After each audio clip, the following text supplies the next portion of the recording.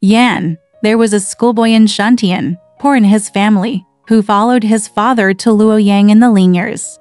He's a sluggish 17-year-old and can't write a complete article. Yet he was graceful, beautiful, grinning, writing letters, and the people who saw him didn't know that he didn't really have much learning in him. Soon after, his parents died, leaving him alone to teach his family in the Raj neighborhood. There was a lonely girl in the village, descended from a famous man, who was a child. When my father was alive, he taught her to study and memorized it once. As a teenager, I learned to recite poems like my father. My father said, "My family has a bachelor's degree from a daughter, but it's not a man." So I liked her so much, I expected to choose a son-in-law for her to be a senior official.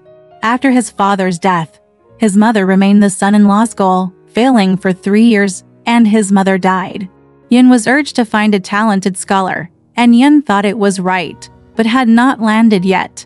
At one point, a neighbor's woman climbed over the wall, chatted with her and carried an embroidery wrapped in handwriting. Ms. Yin opened it, and the handwriting turned out to be a letter written by the Shuntian schoolboy and sent to the husband of the neighbor's wife. Yan's reading repeatedly seemed to have a crush on her, and the woman next door read her mind and whispered to her, "This young man is charming, beautiful, as you are without parents, and of the same age. If you want, I'll ask my husband to arrange it for you." The girl was very emotional and didn't talk. The neighbor will go back and tell the abbot what she means. The neighbor was already very close to the student, so he told the student.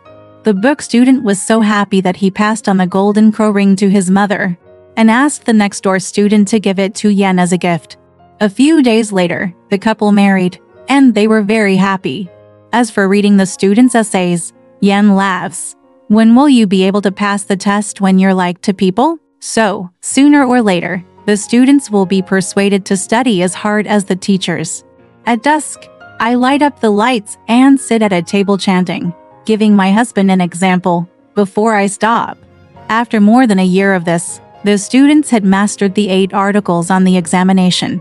But after several times of examination, they all fell into disappointment, sleepy, unable to enter the tea, and lonely and weepy. Yen blamed him and said, "You're not like a man.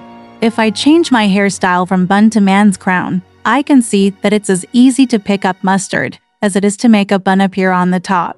"Official, you're the old girl," the student says, looking angrily at her wife, mourning her loss. "If you haven't been to the examination room, you think it's as easy to get rich as you can get water in the kitchen to make porridge. If I put a man's crown on your head, I'm afraid it's the same as mine." "Don't be angry," Yen said with a laugh. "Let me change my shirt and apply for your exam when it comes to the date of the exam. If I'd been like you, I'd have been too scared to underestimate the world's readers. You don't know the bitter taste of yellow and white. You should try it," the student said with a laugh. "I'm afraid you'll show up and make jokes about your neighbors." "I'm not kidding," Yen says. "You said Shuntian had your hometown and asked me to put on a menswear and go back with you, pretending to be your brother. You came out as a baby. Who can tell if it's real?" The student said yes. Po went inside, changed men's clothes and said, "Can you pretend to be a man?" The schoolboy looks at her like a handsome young man with self-pity. The student was overjoyed, saying goodbye to the neighbor and giving him a little something for his friendship. The schoolboy bought a skinny donkey and drove his wife home. The cousin is still here, meeting two cousins as beautiful as Guan Yu. I also saw them get up early and study in black and white, take more care of them and respect them, hire a little child to call them. When it was dark, Yin and her husband sent Xiao back.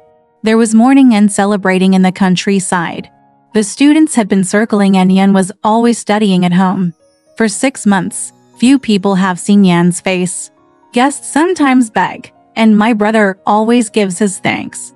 Someone read Ms. Yan's article and marveled. Sometimes, when someone breaks in to meet him, Yan ducks. The guests are renowned for seeing it plump and pouring. Some families rushed to be acclaimed as son-in-law, and their cousins came to discuss it, but Yin only smiled. When he asked again, he said, "I intend to become a senior official, and will never marry unless I pass the exam." On the day of the examination, Both of them went to the examination together, and the students failed the exam again. Yan took the first place in the local examination, and the fourth place in the Shintianfu local examination. In the second year, he took the entrance exam again, and gave the Order of Tongcheng County. Because of the good governance, he was promoted to the Henan province to take the imperial history, rich and noble as the queen. Later, he asked to leave and was ordered to leave. Guests were often crowded at home, but Yan never thanked him. It's no surprise that, from Confucian beginnings to grandeur, one never proposes to marry. After returning home, Yan gradually bought a maid. Some people suspected there was a personal feeling. Sister-in-law watched carefully. There was really no improper behavior. Before long, the Ming dynasty was dead and the world was in chaos. Yan told her sister-in-law, "I'm your cousin's wife. Because my husband is mediocre and can't stand on his own, I take pride in the fact that my wife is dressed as a man to gain fame. I am deeply afraid of spreading it to the outside world, so that God will ask questions and make people laugh." She took off her boots and let her watch her feet. And look at the boots, stuffed with cotton. Since then, Yan has handed the class the title, and she has become a woman behind closed doors. And because she hadn't been pregnant in her life, she paid her husband to take the concubine. He also told the students, anyone who is in a dignified position must buy a concubine to serve himself. I've been an official for 10 years, and I'm a woman, and you're the Fukazawa, the lady of the house. You can also buy a group of men's favorites.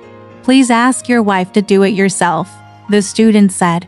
Make fun of each other. By this time, the parents of the students had been bestowed many times by the court. A rich gentleman visits and etiquette is given to the students. The students are ashamed to inherit the title of Bougainvillea woman. But they are only comfortable with the general Confucian, and they have never sat in an official sedan for life. Alright, this story has come to an end. If you liked it, please give it a thumbs up. Thank you.